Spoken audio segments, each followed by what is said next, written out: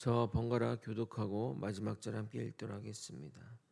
베냐민에 대하여는 일렀을 때 여호와의 사랑을 입은 자는 그 곁에 안전히 살리로다. 여호와께서 그를 날이 마치도록 보호하시고 그를 자기 어깨 사이에 있게 하시리로다.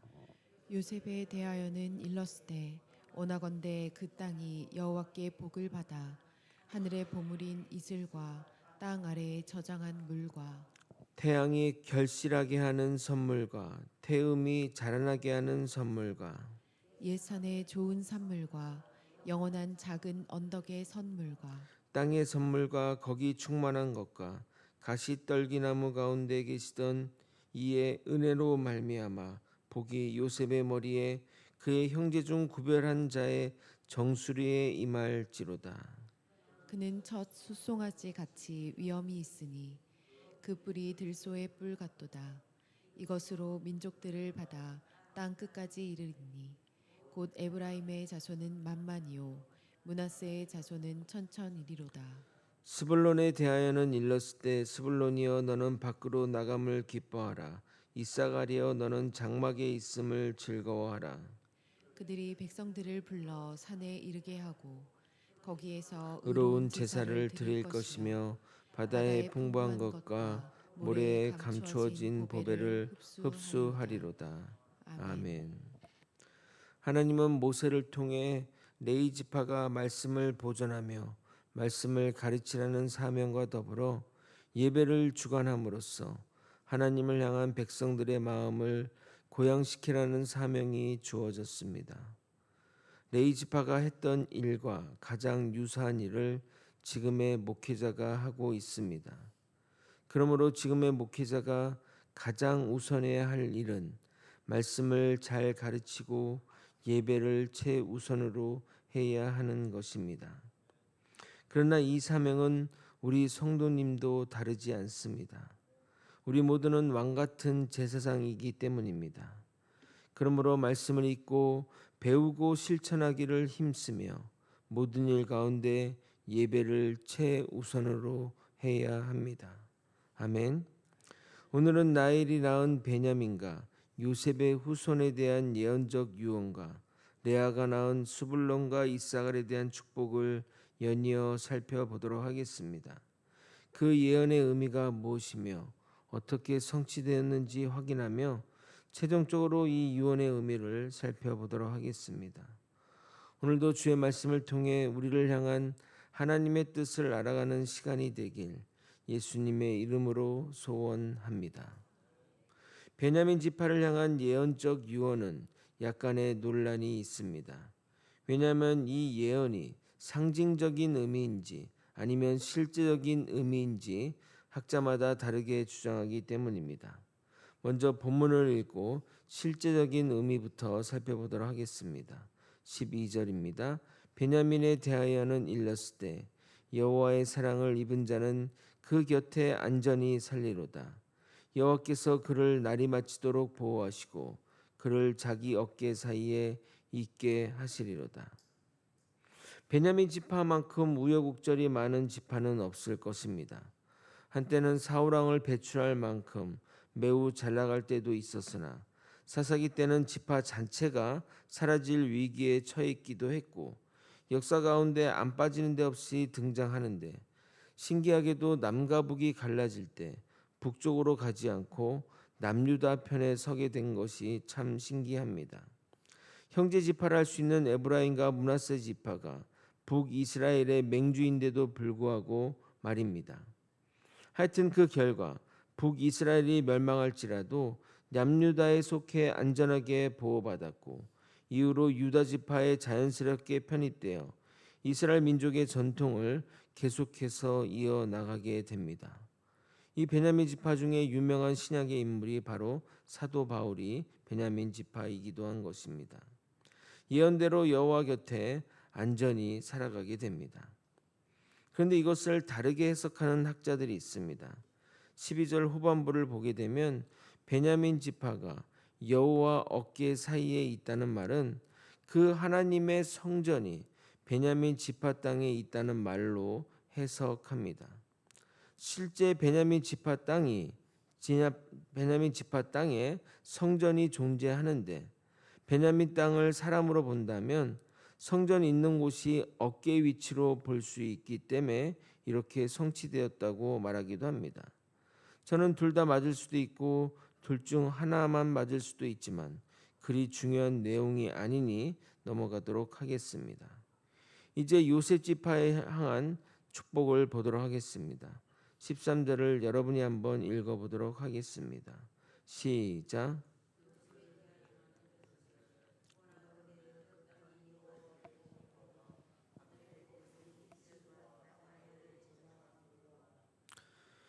이슬과 저장한 물, 즉 지하수가 있다는 것이 왜 축복일까요? 팔레스타인 지역은 건기와 우기가 확실하여 물이 귀한 지역이라 물이 많다는 것은 가장 큰 축복이 중에 하나라 하겠습니다. 그런데 우기가 끝나면 기나긴 건기가 오는데 건기 기간에는 일절 비 한 방울도 내리지 않는다고 합니다. 그러면 농사를 어떻게 지을 수 있을까요? 지금은 물 저장 능력이 뛰어나 건기에도 문제없이 농사가 가능하지만 그 당시는 그런 능력이 없기에 이슬과 지하수가 유일한 방법입니다. 팔레스타인 지역은 일교차가 커서 아침에 이슬이 많이 맺히는데 부족하나마 농사에 일정한 도움을 줍니다. 요즘 날씨가 일교차 크니까 여러분 차나 뭐 이런 데 보면 이슬이나 이런 것들이 많이 끼지 않습니까? 그렇다고 보면 됩니다. 거기다가 우기에 저장된 땅의 지하수를 이용하여 농사를 할 수 있는 겁니다. 이어지는 14절 또한 계속되는 그 곡식의 축복의 메시지입니다. 결국 물이 곡식을 자라나는 게 하는 것이 아니라 태양이 그렇게 하는 것이니 태양의 열기로 곡식이 자라나고 달의 빛을 받아 곡식이 자라나니 이 축복의 의미는 양식이 끊이지 않게 하겠다는 겁니다. 15절은 무슨 축복의 메시지일까요? 먼저 15절을 읽겠습니다. 옛산의 좋은 산물과 영원한 작은 언덕의 선물과 여기서 옛산과 영원한 작은 언덕은 영원성과 불변성을 상징하는 표현으로 요셉 지파가 계속하여 번창함으로써 다산과 풍요를 상징하는 축복을 말하는 겁니다. 실제 요셉 지파의 후손인 에브라임과 므낫세는 가장 번창하여 북이스라엘을 상징하는 지파로 성장하게 됩니다. 16절이 가장 요셉 지파를 향한 최고의 축복이라 하겠습니다. 땅의 보물이 충만한 것과 가시떨기 나무에 거하시던 분, 즉 하나님의 은혜가 요셉의 머리로부터 임하게 되고 형제 가운데 구별되어 장자의 축복을 받아 정수리로부터 임하게 된다는 축복의 메시지인 것입니다. 즉 요셉 지파를 향한 주님의 용서와 복이 그의 삶 가운데 깊이 뿌리 내리게 된다는 겁니다. 이 모든 것이 요셉의 헌신과 수고로부터 비롯된 것입니다. 우리가 기도를 할 때 이런 이 축복의 메시지를 여러분의 이름을 담아 또 여러분의 자녀를 이름을 담아 기도하면 참 좋을 것 같습니다. 성경의 언어로 기도한다는 것이 바로 그런 것들입니다. 물론 나중에 이 요셉 지파 후손들이 이 은혜를 다 까먹고 패망의 길로 가지만 하나님의 축복은 그렇게 했다는 겁니다. 마지막으로 그들 지파에 관한 권세에 대한 축복입니다. 17절을 여러분이 한번 읽어보도록 하겠습니다. 시작. 그는 첫 수송아지 같이 위엄이 있으니 그 뿔이 들소의 뿔 같도다.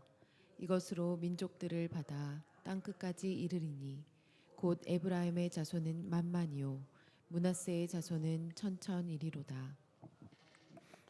요셉 지파는 야곱의 11번째 아들로서 그가 장자의 명분을 받는다는 것은 가부장적 사회에서는 거의 불가능한 일입니다.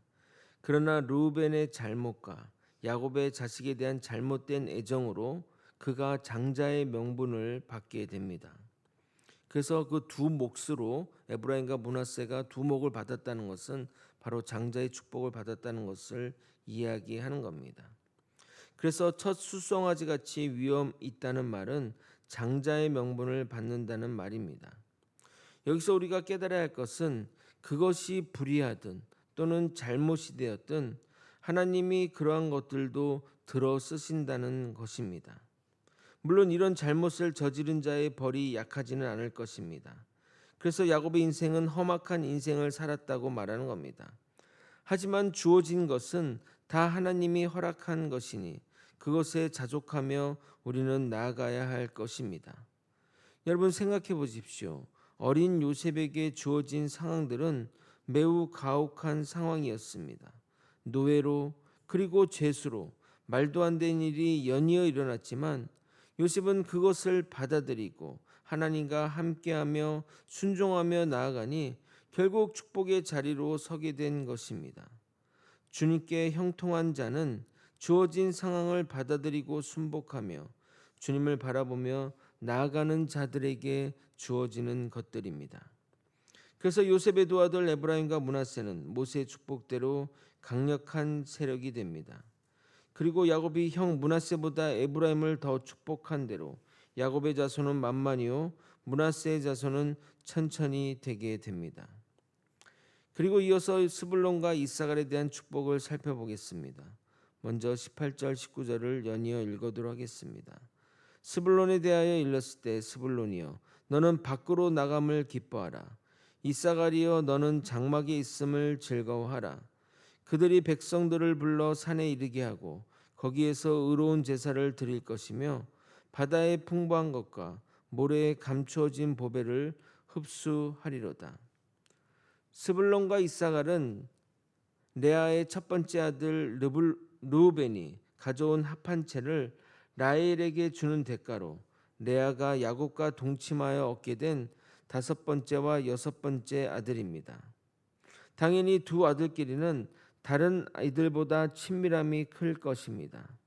스불론 지파의 땅은 실제 내륙에 위치하고 있지만 바다로 향해 있기에 향후 바다를 통해 삶을 영위할 것을 암시하고 있습니다. 반대로 이사갈은 예언대로 내륙 지역에만 머물게 됩니다. 그래서 스불론은 밖으로 나간다고 말하고 이사갈은 장막에 있다고 표현한 겁니다. 그 12지파에 대한 지도를 보면 이사갈이 스불론이 여기 위치하고 이사갈이 여기 위치하는데 이 스불론 지역 밖으로는 바로 바다로 연결이 되고 있기 때문입니다. 실제 기록에 따르면 스불론은 해상 무역을 통해 이득을 얻고 이사갈은 그 안에 거하였다고 전해지고 있습니다. 그런데 이 두 지파를 함께 엮은 것이 두 지파가 같은 부모를 둔 친밀감 때문이기도 하지만 두 지파가 역사 속에서 계속 밀접한 관련이 있어서입니다. 그들의 거주지는 예수님 시대에는 갈릴리라고 불리었는데 19절에 거기에서 의로운 제사를 드린다고 하는 것은 예수님과 연결하여 해석하기도 합니다. 예수님의 사역의 주 무대가 갈릴리 지역이었기 때문입니다. 여기까지 살펴보도록 하겠습니다. 말씀을 정리하겠습니다. 지파에 대한 실질적이고 상징적인 예언들을 살펴보았는데 우리가 예언을 볼 때 명심해야 할 것은 우리의 지적 능력으로는 그 예언을 이해하는 데는 한계가 분명하다는 겁니다. 근데 우리 인간들, 특히 한국 사람들은 무엇이든 맞추는 것을 좋아합니다. 그러나 성경은 퀴즈가 아닙니다. 예언이 어떻게 되는지를 안다고 달라질 것도 없으니 우리가 여기서 반드시 확인해야 할 것은 하나님이 우리를 향한 신실하심을 깨달아야 할 것입니다. 하나님은 이스라엘 12지파를 잊지 아니하시고 그들을 일일이 축복하시며 그들의 길을 인도하시고 그들의 가는 길에 꽃잎을 뿌려 주십니다. 특히 모세의 예언적 유언은 어느 하나 누구에게도 저주나 나쁜 말이 하나도 없습니다. 이것이 야곱의 예언적 유언과 다른 점이라 하겠습니다. 하나님의 관점으로 백성들을 바라보니 그들에게 저주할 것이 하나도 없는 것입니다. 그래서 예언의 세세한 것을 알기보다는 또 그것이 어떻게 성취되었는지 관심 가지기보다는 이렇게 하나님이 12지파를 기억하시고 그들을 축복하신다는 것에 집중해야 할 것입니다. 오늘도 우리를 향한 주님의 사랑을 기억하며 매일매일 주어진 삶을 건강하게 살아가는 저와 여러분이 되시길 예수 그리스도 이름으로 축원드립니다. 기도하시겠습니다. 하나님이 기억하시는 것처럼 우리 또한 하나님이 기억하시는 백성이 되게 도와주시옵소서. 하나님의 그 축복을 받아 우리의 일상의 삶들이 하나님의 은혜로 살아가게 하는 자 되게 하시고 하나님 바라보며 우리 또한 나아가는 주의 백성 되게 하여 주시옵소서. 이 모든 것 우리 주 대신 예수 그리스도 이름으로 기도드리옵나이다. 아멘.